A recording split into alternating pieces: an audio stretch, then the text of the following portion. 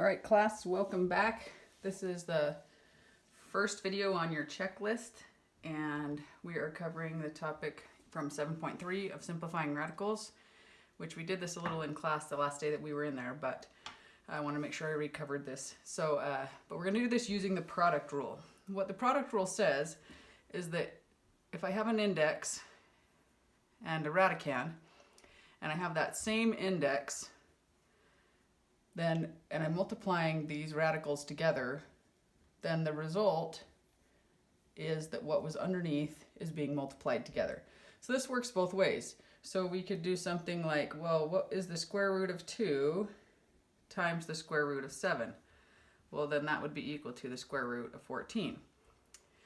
But we could also say, well, how would you simplify the square root of 56, say?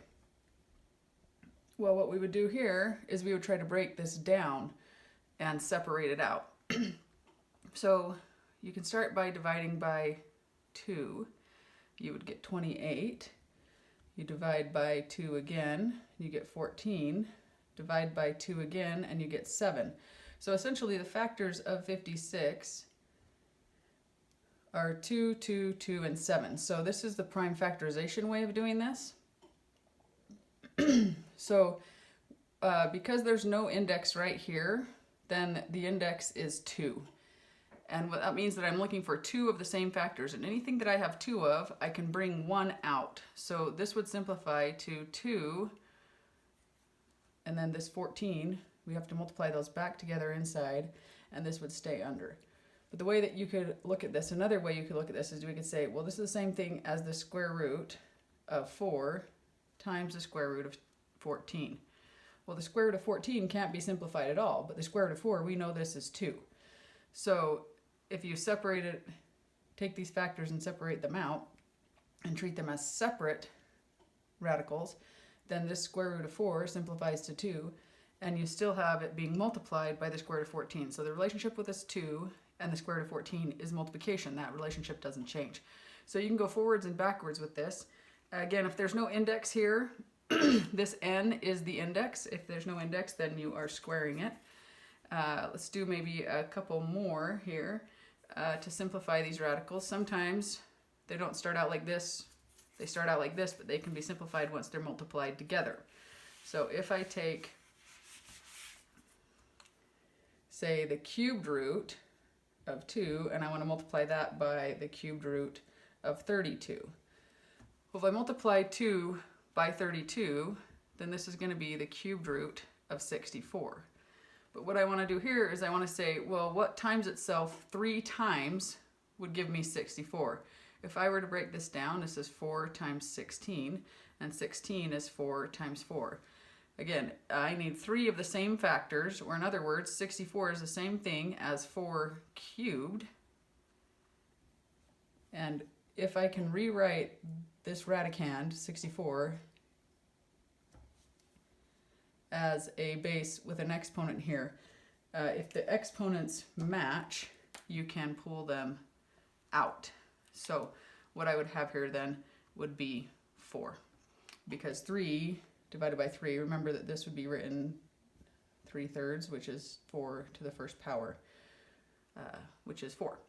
Okay, so you might need to multiply them together just to factor them back out to get the most simplified form.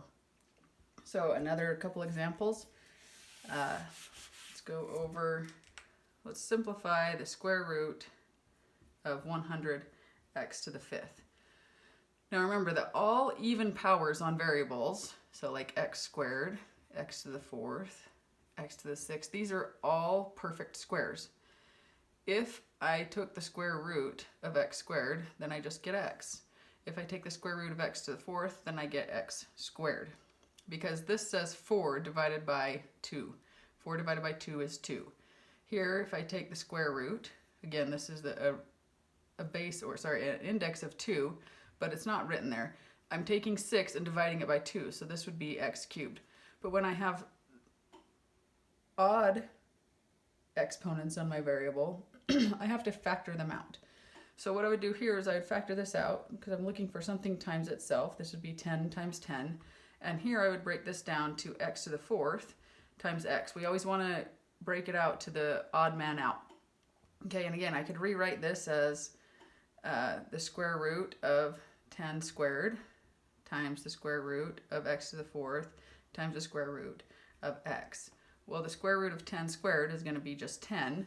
The square root of x to the fourth is going to be x squared, because again, you just cut that variable in half. You say 4 divided by 2 is 2, but this I can't do anything with, so it's going to stay under. There's a lot of different ways, again, that people factor these. You're looking for factor pairs. So if I factored this x to the fourth all the way down, right, this means x times x times x times x. Well, this factor pair would bring out 1, and this factor pair would bring out 2. So this would, on the outside of the radical, would say x times x, and we write x times x as x squared. So again, you can see that right here. These are different methods or different ways that people see these. So hopefully that's helpful. Again, if you have the odd man out, you can't go out. This x right here is just like all of us right now. It's in quarantine, and it's practicing social distancing. So it's separated by its house here. Bad jokes, I know. Getting pretty desperate at this point. All right, so what if I had a cubed root that I wanted to simplify? So I have a cubed root of 40 y to the 10th. Well, again, I'm looking for 3 of the same factor, or a perfect cube. Perfect cubes are like 1 cubed is 1, 2 cubed is 2 times 2 times 2, which is 8. 3 cubed is 3 times 3 times 3, which is 27. 4 cubed is 4 times 4 times 4, which is 64. So each one of these numbers right here are perfect cubes. So what I'm going to do is I'm going to try to break this down into a perfect cube. Well, I can factor this to 8 times 5. And this y to the 10th, how do I break it down? Well, I'm going to play, like we talked about in class, Price is Right rules. I'm going to say, well, what is a multiple of 3? Because the index is 3. What is a multiple of 3 that is biggest, closest to 10 without going over? That multiple would be y to the 9th. That means that there is one other y out here. So now looking at these, again, you could see this as the cubed root of 8 times the cubed root of 5 times the cubed root of y to the 9th times the cubed root of y. But we're not going to rewrite it out like this. This is a lot more efficient. So what I'm going to do is go through each one of these and say, well, what is the cubed root of 8? It's a perfect cube. The cube root, or the root here, is 2. So I'm going to pull it out. It gets to go out of the house. This 5 is a lone 5, so it is going to stay under. This y to the 9th, how do I pull it out? Well, I'm going to take this exponent, the exponent of the 9th, and divide it by the index. So 9 divided by 3 is y cubed. So that is going to come out. And then this y, again, is a loner, so practicing social distancing. So here's how we would simplify this radical. Okay, for our next one, I want to do one more real quick and do the 4th root of 162 x to the 7th y to the 20th. So 4th roots now, we're talking about like 1 to the 4th is 1. 2 to the 4th is 2 times 2 times 2 times 2, which is 16. 3 to the 4th is 3 times 3, which is 9, times 3 times 3, which is also 9. 9 times 9 is 81. Okay, and then we have 4 to the 4th, which is going to be 4 times 4, which is 16, and then we will get another 4 times 4, which would give us a 256. Okay, and these right here are raised to the 4th power, so these are not perfect cubes, but they're perfect fourths.